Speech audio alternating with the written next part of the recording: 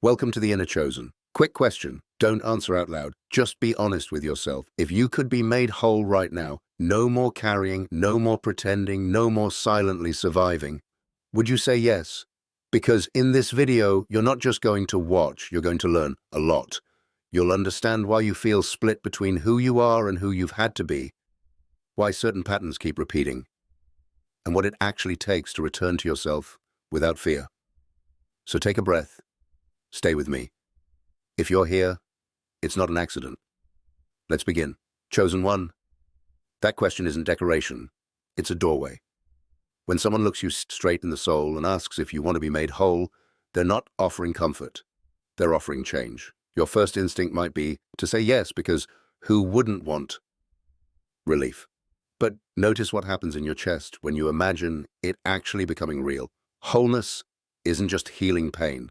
It's losing the identity you built around it.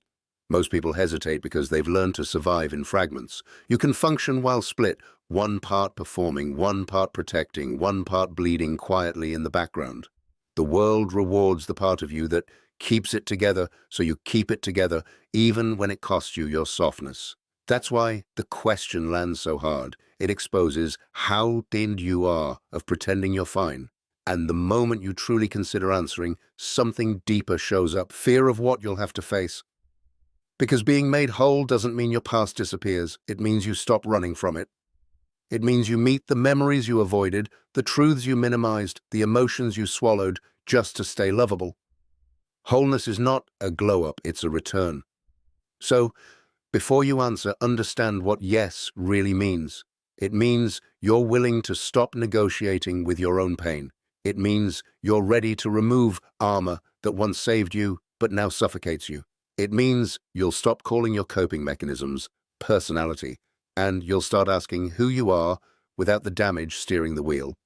If you're still here, if your heart is still leaning forward, then listen carefully. The question is already working on you. You don't have to be fearless. You just have to be willing. And willingness is powerful, because it's the first time you choose yourself without apology. That's the beginning of becoming whole. Wholeness sounds like a gift, but it's actually a definition. It means nothing in you is exiled anymore. The parts you labeled as too much, not enough, unlovable, or messy stop being locked in a back room of your mind. You don't become perfect, you become integrated, and that integration is what makes you steady. People often confuse wholeness with being fixed, like you were broken machinery. But you weren't a machine. You were a person under pressure. You adapted, you learned, you endured, and those adaptations became your default settings. Wholeness isn't removing your history. It's making peace with it, so it stops controlling your reactions and choices. To be whole is to stop performing for acceptance. It's when you no longer shapeshift to earn safety, attention, or love. You say what you mean, you need what you need, and you don't punish yourself for having a human heart. Wholeness is when your inner world stops being a battlefield and starts becoming a home. It also means your boundaries stop being a theory and become a practice. You stop inviting what harms you just because it feels familiar. You stop betraying yourself to avoid conflict. You stop calling it loyalty when it's really fear of abandonment. Wholeness is the moment you choose honesty over comfort again and again. And here's the quiet truth. Wholeness doesn't arrive as a single miracle moment. It arrives through small acts of alignment. They're tiny decisions that teach your nervous system it's safe to be real. Each time you tell the truth, rest without guilt, ask for help, or walk away from what diminishes you, you are stitching yourself back together. That's what it means to be whole. You come back to yourself and you stay. Staying broken can feel safer than becoming whole, because brokenness comes with a script you already know. You know how to function with the weight, how to smile at the right moments, how to say, it's fine, even when it isn't. There's a strange comfort in predictable pain, because at least it doesn't surprise you. Wholeness, on the other hand, is unfamiliar territory, and unfamiliar can feel like danger to a nervous system trained by disappointment. Sometimes brokenness becomes an identity you don't realize you're protecting. If you've been the strong one for years, who are you without the struggle? If you've been the one who always endures, what happens when you finally stop enduring? People fear that healing will erase them, when really it reveals them. But the ego clings to what it can name, even if what it can name is suffering. There's also the hidden payoff. Brokenness can excuse you from risk. If you tell yourself you're too damaged, you don't have to try and possibly fail. If you believe you're unworthy, you don't have to open your heart and possibly get hurt again. It's not that you want to suffer, it's that suffering can become a shield. A painful shield, but a shield nonetheless. And let's be honest, healing can feel unfair. You might think, why should I have to do all this work when I'm not the one who caused the wound? That resentment is valid, but if it becomes your home, it keeps you stuck in the past. Wholeness doesn't deny what happened. It refuses to let what happened keep deciding who you become. The work isn't punishment, it's your way out. If you recognize yourself here, don't judge it. Notice it. Because awareness is the first crack in the prison wall. You can honor the part of you that used brokenness to survive and still choose something new. You're not weak for hesitating. You're human, but you don't have to live in fragments forever. That question carries a bargain inside it, whether you hear it or not. Do you want to be made whole? Is not simply asking what you want. It's asking what you're willing to release. Because wholeness can't be built on denial. It demands honesty. And honesty will always cost you the versions of yourself that were built to avoid pain. If you say yes, you're agreeing to feel what you postponed. Grief that never had a safe place to land. Anger you learned to label as being dramatic. Fear you disguised as control. Wholeness invites all of it to the table. Not to overwhelm you, but to stop haunting you from the shadows. What you won't face will keep chasing you. What you face starts to soften. You're also agreeing to outgrow the roles that kept you accepted. The peacemaker, the clown, the caretaker, the achiever, the one who never asks for too much. Those roles may have protected you, but they can also keep you trapped in relationships where you're only loved for what you provide. The contract of wholeness says you no longer earn love by disappearing. And then comes the most intense part of the deal, responsibility. Not blame. Responsibility. When you're whole, you can't outsource your life to your wounds anymore. You can't keep waiting for someone else to finally choose you, save you, or validate you into existence. Wholeness hands you the pen and says, write the next chapter with your own hands. So, if you feel resistance, that doesn't mean you're failing. It means you're standing at the edge of a real transformation. Take the question seriously because it takes you seriously. You don't have to rush into a perfect yes. But if you can offer a willing yes, an honest yes, that's enough to begin. Wholeness begins when you realize you've been living as a collection of versions, each one built for a different room. One version smiles and performs, knowing exactly what to say, when to laugh, how to look unbothered. This version is polished, useful, dependable, and often praised, but it's also exhausted because it's carrying the pressure of being acceptable at all times. Then there's the version you fear, the one you try not to become, the version that feels needy, insecure, jealous, angry, sensitive, or too much. You judge it before anyone else can. You hide it behind productivity, humor, silence, or control. But the more you exile that version, the louder it becomes inside you, because rejected parts don't disappear. They demand attention. And beneath both of those is the version that is simply true. Not dramatic, not perfect, just real. The you that knows what hurts, what matters, what you want, and what you've been settling for. This self doesn't need to prove anything. It just needs permission to exist without being edited. Wholeness is when this version stops being a secret. The tension you feel in life often comes from these versions fighting for control. The performer says, keep it together. The feared self says, run or protect. The true self says, tell the truth. When you don't listen to the true self, the other two start driving, and you end up repeating the same cycles. Burnout, resentment, sabotage, numbness, because the system is trying to survive. not thrive. To become whole is to stop choosing one version and punishing the others. It's to let each part speak, understand what it was trying to do for you, and then invite it into a new role.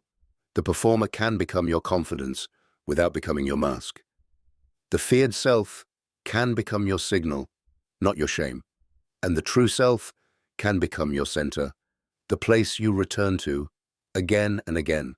Your pain didn't show up to ruin you. It showed up to protect you. It's easy to hate your anxiety, your numbness, your defensiveness, your overthinking, your need for control, but those are not random flaws. They are strategies. At some point, they kept you safe. They helped you get through what you didn't have the tools to process. And that deserves respect, not ridicule. Think about it. If you learned people were unpredictable, hypervigilance became your security system. If love felt conditional, perfectionism became your bargaining chip.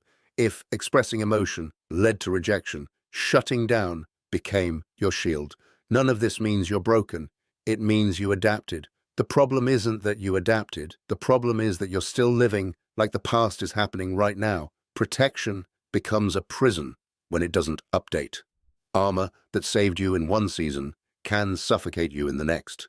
Your nervous system may still be scanning for danger even when you're finally safe. That's why you can have good people around you and still feel uneasy. It's not because you're ungrateful, it's because your body learned survival before it learned peace. Wholeness doesn't ask you to destroy your defenses overnight. It asks you to thank them, understand them, and slowly teach them they can stand down. You don't heal by bullying yourself into change. You heal by creating safety inside. Every time you respond differently, pause instead of panic, speak instead of suppress, breathe instead of brace, you're showing your system a new truth. So don't treat your pain like an enemy. Treat it like a messenger that's been yelling because nobody was listening. Ask it what it's protecting, ask it what it needs, then little by little become the kind of person who can protect you in healthier ways. That's not weakness, that's leadership, inner leadership. Wholeness doesn't happen like a movie moment where everything clicks and the credits roll. It happens like a ritual, small, repeatable acts that teach your mind and body a new reality. A ritual is different from a wish because it has a structure. It's not, I hope I heal. It's, I show up for myself, even when I don't feel like it. The first part of this ritual is noticing the exact second you leave yourself. That moment you over-explain, laugh something off, people please, or go cold to stay safe. Most people don't fail at healing. They just don't notice the exit door opening.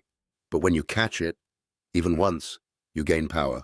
Awareness is the beginning of choice. Then you practice a new response that feels uncomfortable at first because it's unfamiliar. You pause before reacting. You breathe before spiraling. You say no without a paragraph of justification. You rest without earning it.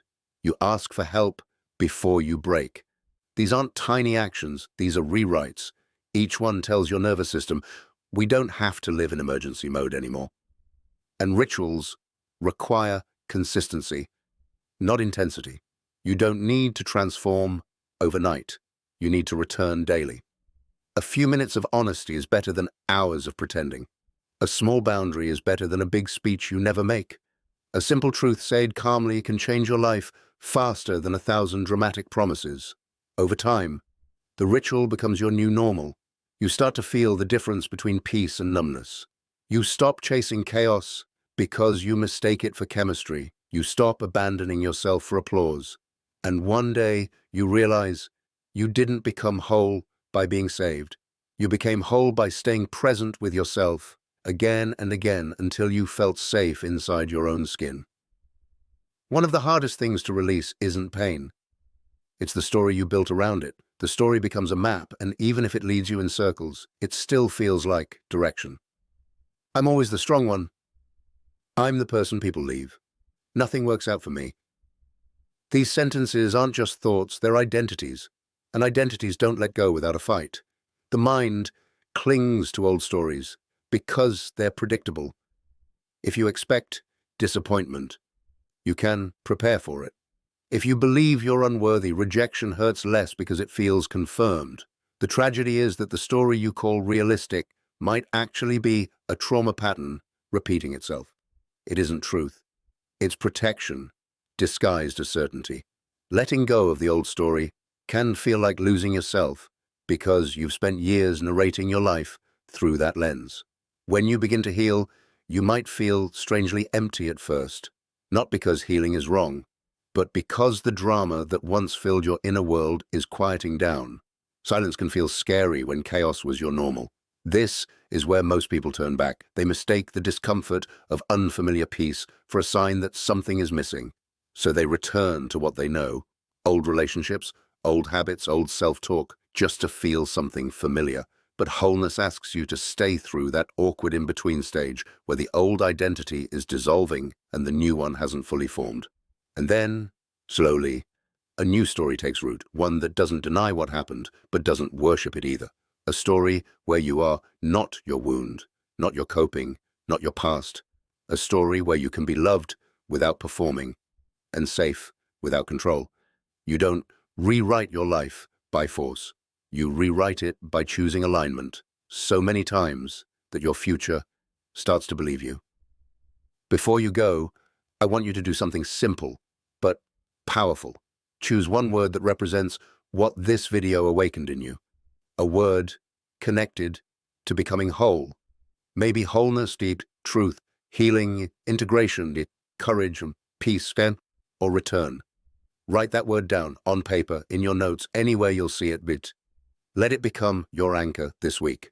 A reminder of who you're choosing to be. And if you want to help this reach more people who need it, tap YouTube's hype feature on this video. It's a real way to boost discovery for emerging creators and help more viewers find this message. Thank you for being here and thank you for supporting. Now go live your word.